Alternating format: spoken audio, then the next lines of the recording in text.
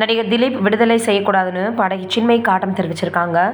கேரள நடிகை வன்கொடுமை வழக்கில் அதிரடியாக தீர்ப்பு வந்திருக்கான். கேரளாவை அதிர வைத்த நடிகை மிகப்பெரிய அளவில் ஒரு வழக்கில் நீண்டகால விசாரணைக்கு பின்னாடி தீர்ப்பு வந்திருக்கு. எர்ணாகுளம் முதன்மை குற்றவியல் நீதிமன்றம் பல ஆண்டுகள் தொடர்ந்து விசாரித்த இந்த வழக்கின் தீர்ப்பை நீதிபதி ஹனி எம் வர்கீஸ் அறிவிச்சிருக்கார். 2017 என்ன நடந்துச்சு? 2017 பிப்ரவரி 17 கொச்சி அருகே நடைபெற்ற இந்த கொடூரத்தில் பிரபல நடிகை ஒருவர் திருச்சூர்லேருந்து கொச்சிக்கு செல்லும் வழியில் ஓடும் காரிலே கடத்தப்பட்டு அவங்கள பாலியல் வன்கொடுமைக்கு ஆளாக்குனாங்க. பல்சர் சுனில் எனப்படக்கூடிய நபர் இந்த வன்கொடுமையில் நேரடியாக ஈடுபட்டதாக சொல்லப்பட்டுச்சு. மேலும் சம்பவத்தை வீடியோவாக பதிவு செய்து பிளாக்மெயில் செய்ய திட்டமிட்டிருந்ததும் விசாரணையில் தெரிய வந்துச்சு. 2 மணி நேர துன்புறுத்தலுக்கு பின்னாடி அந்த நடிகையை ஒரு இயக்குனர் வீட்டு அருகே கும்பல் விட்டு தப்பித்து விட்டதாம்.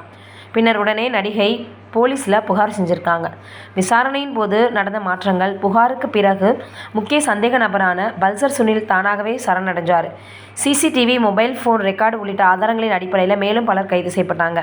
அதே சமயம் இந்த வழக்கில் பிரபல மலையாள நடிகர் திலீப்பின் பெயரும் வெளிவந்துச்சு. நடிகையுடன் முன்கூட்டியே ஏற்பட்ட பகையே காரணமாக கொண்டு இந்த வன்கொடுமை திட்டமிட்டதாக போலீசார் குற்றச்சாட்டு வச்சாங்க. 2017 ஜூலை 10 அன்று திலீப் கைது செய்யப்பட்டு வழக்கில் 8வது குற்றவாளியாக சேர்க்கப்பட்டார்.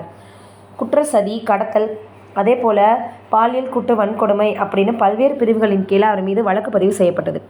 திலீப் 85 நாட்கள் சிறையில் இருந்த பின்னர் ஜாமீனில் வெளியே வந்துட்டார். 6 ஆண்டுகளாக விசாரணை நடந்தது.